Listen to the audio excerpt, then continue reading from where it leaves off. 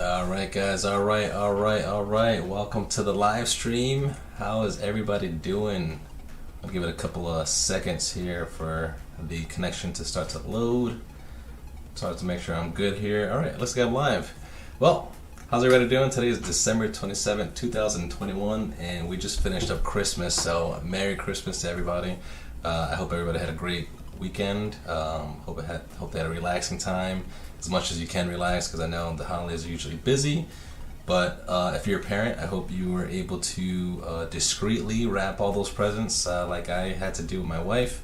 And you survived any paper cuts. I got a little paper cut wrapping some presents, which is such a struggle, but it is what it is. It was nice to see the kids get all excited for their presents and whatnot. Speaking of kids, I actually have to speak a little bit on a monotone level because every time I do these streams, it happens to be right during nap time. So if you do think that 2 p.m. is a weird time for you, it is kind of a weird time for me, so I'm taking suggestions. Please leave a comment below if you think a different time should be available for a live stream, and preferably a time that maybe you guys are available. That way I can catch you guys live. But nonetheless, if you are here rewatching the stream, welcome back. I'm excited to share this kind of video here today, talking about saving money and adding value into rental properties, specifically talking about the house that I bought in the last video for $1,500 out of pocket. So I kind of go into the renovations that I made in that house now that I've owned it for about 6 years, and I got quite the story ahead of us. But before we get into that, I want to just get into today's sponsor, which is Traza Design. You guessed it. It is my architectural design company. We specialize in residential and commercial renovations, and have a keen eye onto the conceptualization. So people who are looking to get an idea what they're gonna renovate or how they want to add to their home or a commercial business, typically we work together and figure out all those possibilities. So without further ado, let me dive into this house that I own. I still own this house, and we've had a lot of great success out of this house, and now we are ultimately turning a profit, which is fantastic. And so, as an investor, it's great. As a designer, I'm always thinking of possibilities on how to add value without breaking the bank, obviously. But today, I want to talk to you guys through what I've gone through on that property since I purchased it back in 2015. And so, if you know me, this is going to start with, a kind of, a swing of, design iterations. So this house, and let me go ahead and show you a picture of that house. Actually, this is the rendering. I should have this set up. Look at this. I'm slacking over here, guys. Design ideas, walkthrough. Okay. So this house right here is the house that I purchased for $1,500 out of pocket. And when I bought the house, the first thing that happened that first week when I moved in is that my neighbor came up to me and see that tree right there on the left-hand side? They said, hey, I know you just moved here, but I like to park my car in my driveway, and this tree that splits our property line hangs right over my Corvette. I'm always afraid that a branch is going to break or birds are going to poop on it. Could we cut that down? We'll split the cost. I'm like, you know what? Like, I want to be a good neighbor. We just moved in. Let's do it. Like, who cares? We'll get shade some way else. So little did I know, fast forward in the future, that'd be like the worst decision ever. Now I'm like scarred from like cutting trees down because of the shade it produces and all the value that you get from seeing green vegetation. So this is the last tree hopefully that I'll ever have to cut down in this scenario like this. But nonetheless, we had some issues. If you remember, we had a large parking driveway in the back, and this made it so that our yard was just not usable at all. And so, I'm just kind of swiping through here, and you can see this 6-car parking lot that was not needed. It was always empty. You can see trash hangs in this spot because we could park all of our cars and still have space for like the trash to just sit out there. So it was very wasteful, and we found that we didn't use our yard at all because of no privacy, right? You could put a chair out there all day, but you're going to be stared at by the entire neighborhood and every single car that passes by, which is absolutely awful. And so, I had to do something about it. I was not happy. I was not content with that, and I knew if I wasn't happy with it living there, then any tenant that I would expect to live there long term would not also enjoy that. So my goal here is to make it so that anybody who lives here wants to live here full time, long term, and be happy, and obviously pay the rent every month, and ultimately have less headaches, which makes my life much easier to kind of navigate and own this property, right? So if you want to have more details about this house as it sits here, again, dive into my last video that I filmed last week, and I kind of go through the breakdown of how this house came existing. So today I'm going to go through a little bit of what the design iterations that I've kind of gone through, and yeah, so here's that tree. So the first thing we did is cut this tree down, right? Like I said, to preserve his Corvette. And you can see, you can catch a little glimpse of this yard, right? This yard, and I'm not sure if anybody who's tuning in is from around Rhode Island or from the city-ish. City living is, you have 5,000 or 10,000 square foot lots, and a lot of times these multifamily neighborhoods are kind of stacked together. There's just house, driveway, right? Not many people have yards, and so again, my neighbor doesn't really have a yard. They just have a driveway and a big house. And for us, we had a little yard, but it was just not great. We can't really use it. So here's what we're going to dive into. We're going to try to figure out what we can do. And so now that I had this tree cut, I had to figure something out, because one thing that became very apparent is that the privacy was just gone. It was gone. And so you can see here, and by the way, just leave a comment if you guys have any questions. I'm watching the stream as well, so feel free if you're tuning in, just drop a comment. But you can see my neighbor's back door was ill-designed. It wasn't designed to face their backyard. It was designed to face my backyard, which was just a terrible option. So they would go there and enjoy the company of their view, and their view is me. Is actually literally us hanging out in our backyard, and it was absolutely terrible. And again, became apparent when we cut that tree down. So something had to happen ASAP, because I'm not living my life like this, right? And so off to the drawing boards. Now, this is one thing that I take pleasure in, and it's designing and coming up with all the different options that we could possibly come up with. And one of the options was to figure out, how we can kind of go around it. So. This is the property that this house sits on. This is not what the house looks like. It was an iteration of what the house can look like. And who knows, maybe one day I can renovate the property to make it look like that, right? But I go through different iterations, and between these two, you can see where I moved the driveway into this street, right? Since this is a corner property. And so, we're going through, and I'm going to just swipe through these different design iterations. I did this back, in 2016 on SketchUp. I try to figure out, okay, what can I do?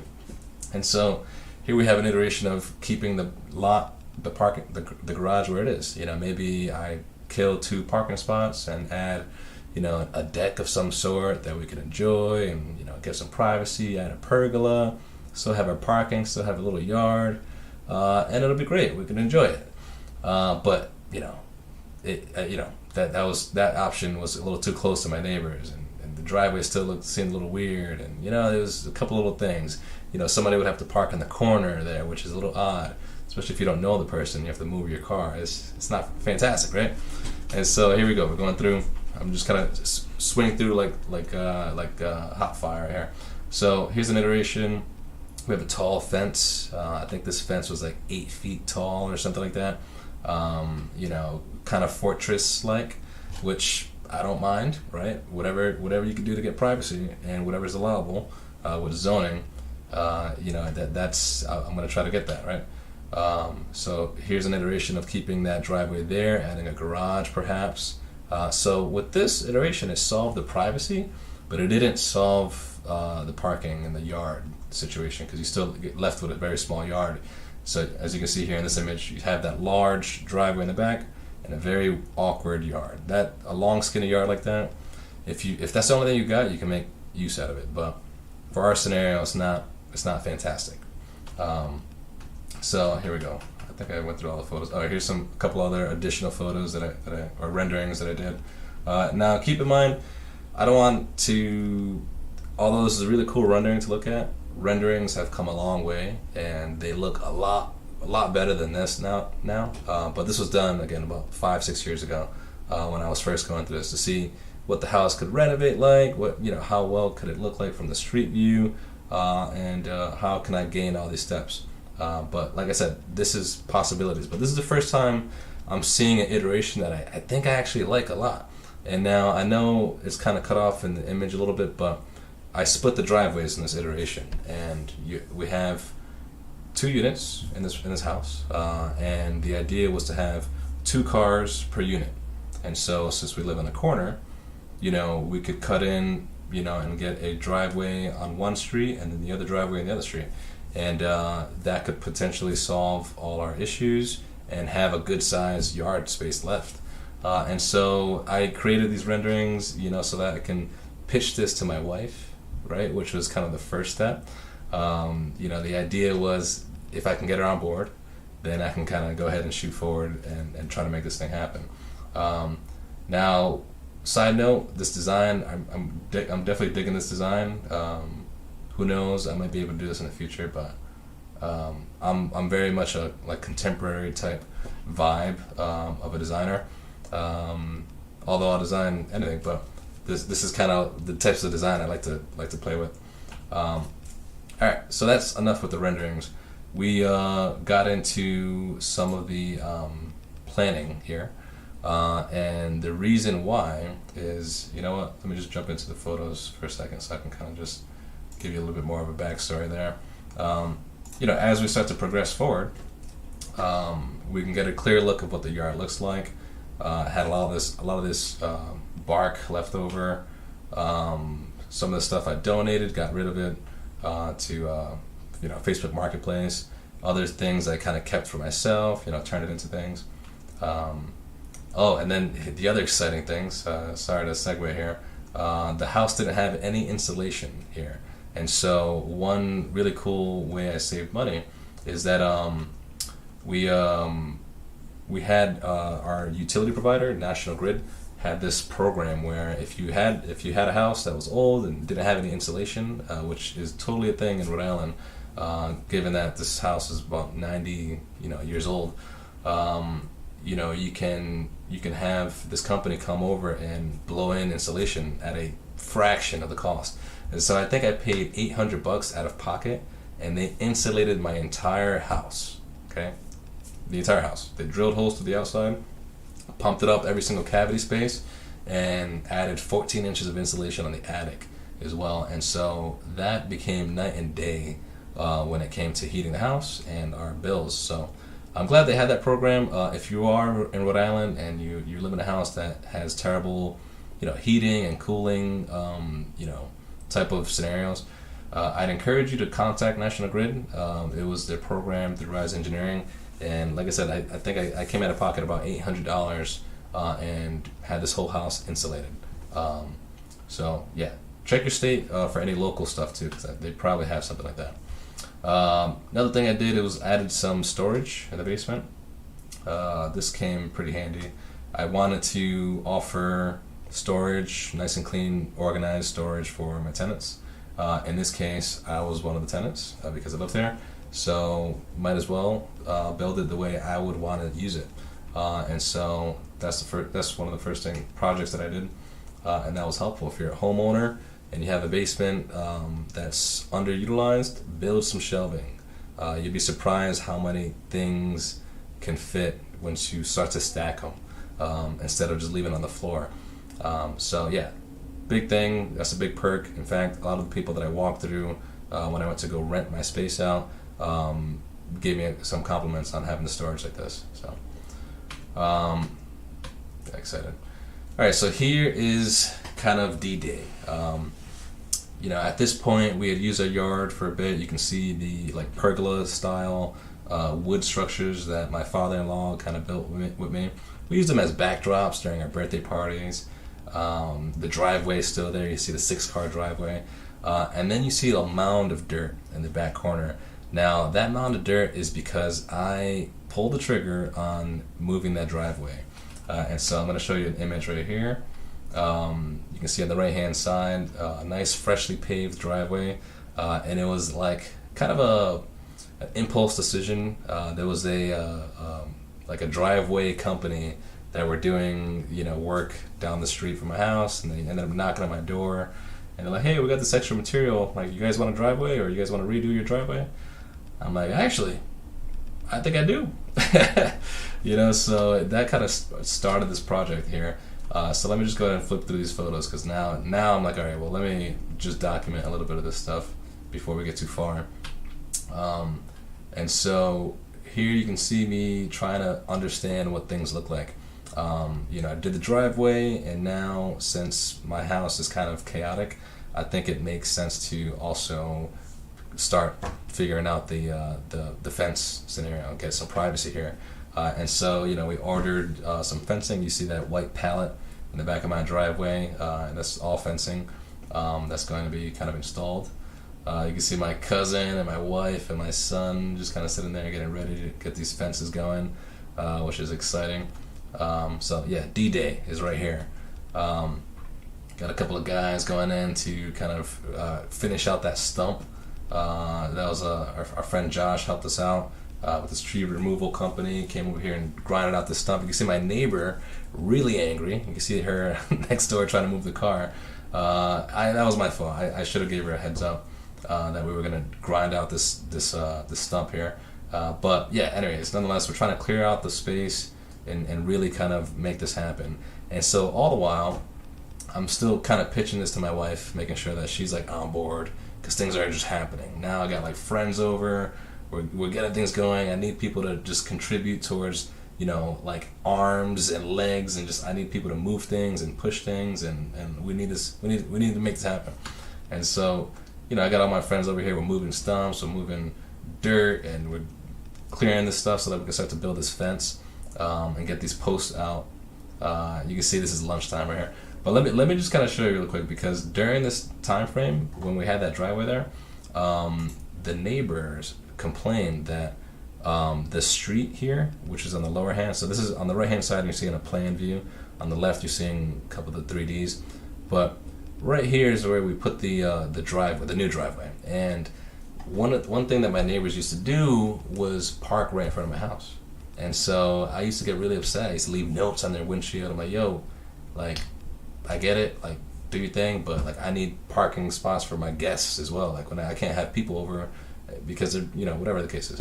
And so that was kind of frustrating. But they were upset because once I put that driveway there, they could no longer block. Now they can't block my driveway. That's a problem. And so they can't park in front of my house anymore. So they actually filed a legitimate complaint to the city, saying that an illegal curb cut, too much driveway space and whatnot. And so the city wrote me a letter. They said, hey, look, we got a complaint. Can you do drawings to show us like how much square footage you're doing, yada yada yada. And I said, as a matter of fact, I can. As a matter of fact, I can actually provide you drawings.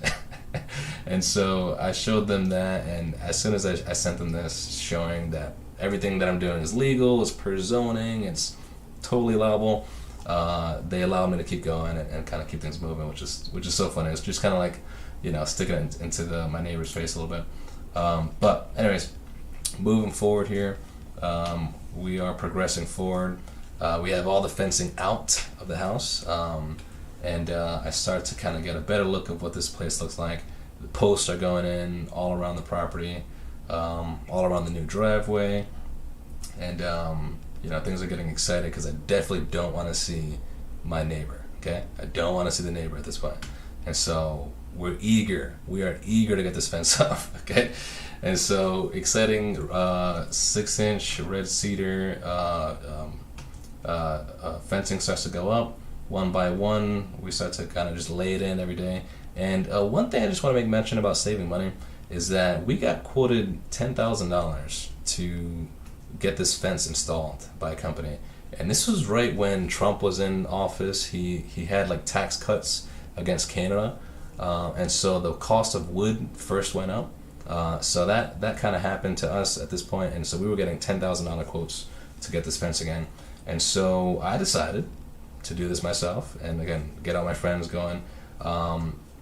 We ended up getting the cost of materials for about $2,000. So, I don't know where this guy ended up marking it up like crazy, but all the material that I spent for the fencing, all the wood posts and the hardware, things like that, again, came around $2,000, which is a huge savings in my book. But it just takes a lot of time, right? If you're not somebody who's handy, it takes a while. And I would consider myself handy, but it took me, probably 2 weeks or so, just kind of doing this, daily, to kind of really complete it. A couple issues we ran into. The guys who did my driveway installed it kind of wrong. They pitched it a little too far, I kept, every time it rained, it kept getting a little pull. So you can see my BMW, which it didn't help that it was lowered at the time, but it's a problem. I don't know, man. So I had to get that resolved. They came back and poured a new driveway for for us, which is great. That driveway, just it fits 2 cars in tandem, and that costed us, I want to say $2,100. They came and repaired it for free because I complained. So there's that. I borrowed my father's skid steer and had to move the rest of this dirt to kind of regrade a little bit of the lot, and also to rip up the 6-car driveway that we had. So here we go. We're kind of going to town. Yard's a mess anyway, so might as well just keep going and try to do this as fast as possible before the whole neighborhood is just upset that we're going to town here. This is fun. If you haven't ridden a skid steer before, I highly recommend it. It is a blast. It is an absolute blast to drive. We love this thing. We've had this in the family for a while, and so I just grabbed it for my dad and I started going to town. So here I am going through. Here's my wife and my son. He got this chubby cheeks. He was a little meatball back in the day, but we're checking that out. Spray painted the lines of the new driveway, so I can kind of get my cuts in place. And so again, this is where a lot of the savings come into play. I did a lot of the work myself, which again, for somebody like me, it's a pleasure to do. It means I can do it right, and I can learn a lot in the process. But if you were going to pay to have this done, you're going to spend a pretty penny. And at that point, I don't know if the numbers make sense to do in a rental, because you got to balance out the cost here. This cutter, this concrete cutter, again, I borrowed from my father. He works in construction. A lot of the tools that we needed to use, we already owned, right? So I didn't have to go out and rent this stuff. But again, huge money saver when you decide to do things yourself, which is also a balance itself. Some things aren't worth doing yourself. Some things are worth paying for. So just keep that in mind. Understand what your tactics are, what your skill set is, because that's going to contribute a lot towards if you're going to really find success in what that transaction is. But you can start to see the yard starting to take shape, which is really cool. This concrete, a lot of concrete, my goodness, was left over. But the space is left, nice and wide. I got the fence, which from this view you can tell that you can still see my neighbor. But when you're down there, you can't really lock eyes anymore, which is great, which is what I was hoping for, and it worked out great.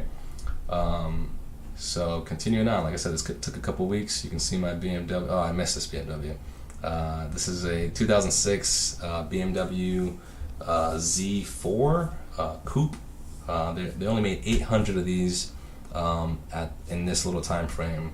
And so I was really happy to have one of these. So it's a hardtop coupe. It's not a convertible at all. It was fantastic to drive. I loved it. I want to buy another one. I want to buy an M, but this is a fantastic car to drive. I'm sad I sold it, but also I'm glad I sold it.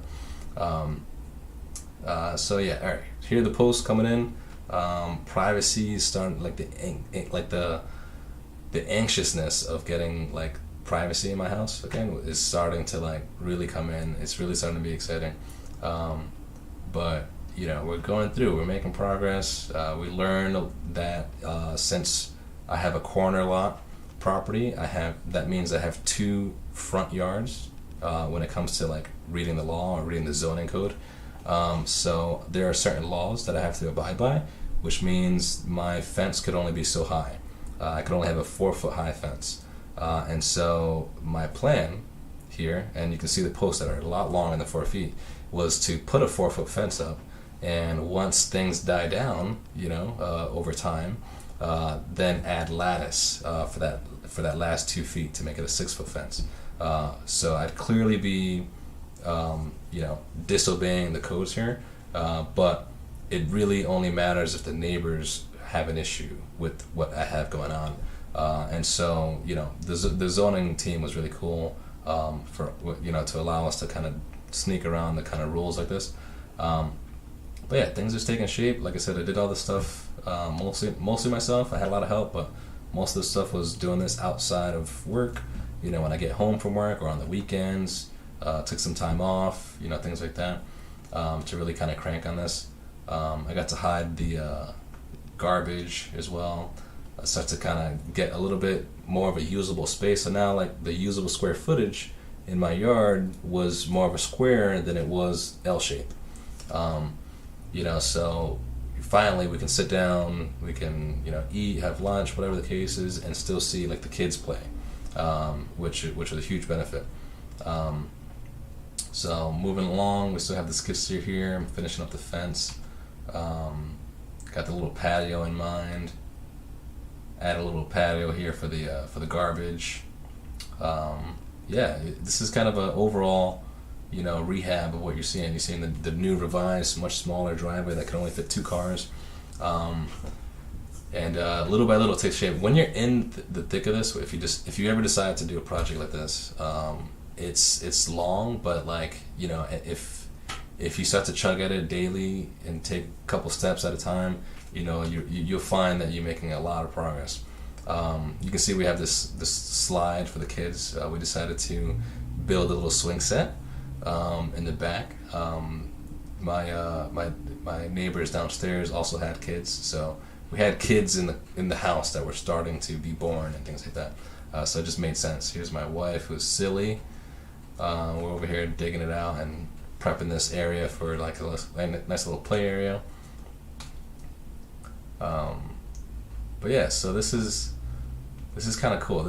At this point, it got exciting. It got really, really exciting, because even though the grass was all dead, I had a yard. You can see the square footage. You can see conceptually, but on a conceptual, you can see the outer perimeter of the yard. And I'm like, okay, as long as I can just redo this grass, we'll be in good shape. Things like that. Here's the lattice starting to come in, starting to take shape. So, yeah, this is I think this is the last image I have. Yeah, so this is probably like a year after I completed. So the grass was challenging. Okay, challenging. I'm just gonna say that. That's a whole other video that I don't even know how to grow grass. So that video won't even come from me. All right, but let's just say grass is hard to keep green. Okay. But got a swing set in the back, got a little parking area for both tenants, and so now let's go back to the ownership side of things. On the marketability side, I have a house that has 2 units, separate utilities, separate entrances really, and then separate driveways. So when it comes to the landlord, now I don't need to worry about certain upkeep type of things, because if it was a shared driveway, I would have to be responsible for maintaining. I'm always responsible for maintaining, but I'd be responsible for the cleaning up of the snow removal, things like that on a shared scenario. But since it's separated, the tenants are responsible for kind of cleaning up their driveway, things like that, making sure the snow removal is all set. So the other thing is too, there's never a question about who is blocking somebody in. If a neighbor is blocking in another neighbor, the landlords tend to get a call when that happens. So my biggest objective here was to minimize all headaches possible from this house. That way I can live a happy life, while I'm not at that house, and my tenants can live a happy life while they're living at the house. So it becomes a win-win when you think about it through design, right? When you design it in a way that's going to work best for the people who live there and work best, for, like I said, as for yourself as a landlord. So again, marketability when it comes to my rental, posting, which you wanna compare yourself to other people that are renting their listings, and so this property, although small, right, 2-bed, 1-bath, packs an absolute punch, because again, off-street parking, which is private off-street parking. You have privacy inside, which is a enclosed fence area, so now you could have dogs, which we do, again, hence the grass. And you have a private setting, you're close to everything. So I would say a property like this is a home run. It's a home run scenario. Any other properties that I acquire, I would try to hit these checkboxes. And at some point, I would want to do some kind of some kind of document, like checklist document, that I would have for like an ideal, scenario for a property. Because I think a lot of times people think it's a lot less complicated. And matter of fact, we see that. We see other developers, and it kind of gets me irate, but I see developers, build houses or renovate places, and they put granite countertops and call it a day. They just keep it moving. Once they put granite countertops, they assume that any kind of tenant or buyer are just going to be all in, and the sad part is that some people are, and so I'm gonna, my whole goal for this YouTube channel is to just bring exposure to the design side of real estate, and to bring importance of how you can think, you can benefit people's livelihoods just by designing, your properties in a way that's intentional to their livelihood, right? And it doesn't cost much to do that. It does not cost. It's not expensive to do that. Sometimes it could be, but a lot of times it's just thinking creatively. And so, yeah, I'm pretty excited about this. I love that. We were able to do this. I can't wait to do more. So at this point, I've only renovated the outside of the house in terms of the yard, and so I really can't wait to play with the the exterior of the house. And so these are kind of some of the thoughts that I'm thinking of, about upgrading the renovate, this house. But as it's a business, right? So these costs got to make sense. And so realistically, I probably wouldn't do a renovation like this, right? Until I know that the neighborhood is worth that level, right? Until I know that the rental command or can command the value, that I would have to spend in renovating it like this. So it all kind of goes back to this kind of scenario where I think a lot of people who are maybe I would say uneducated on the side of the business side of things, where some houses may be falling apart or less than others. It really comes down to the numbers. If somebody, right, because it's a human doing this, it's a person at the other end of this, is going to spend $100,000 into making something beautiful, then that person needs to understand the breakdown of that and how they can recoup the money that they just spent. And so that usually comes into an increase of rent and things like that. So timing is everything, and making the right decision, is crucial. Otherwise, you end up upside down on these kinds of projects. But nonetheless, I don't want to feel like I'm rambling. But if you guys are watching this in the future, feel free to leave a comment. I read all the comments. Brandon, thanks for checking in and for the suggestion, by the way. I know you want to kind of have me go through a deeper dive on this property, so I'm glad I went through it. Was exciting, and nonetheless, this is the end of the year. This is my last post of 2021. So my next live stream next week will be in 2022. And so we'll keep it going on this recurring theme of talking about properties, talking about architecture and sustainability. If you guys have any questions, feel free to drop it below or follow me on Instagram, JerryB_. Yeah, we'll catch you guys there. Thank you guys for tuning in again, and we'll keep it moving. Thanks, guys. Peace out.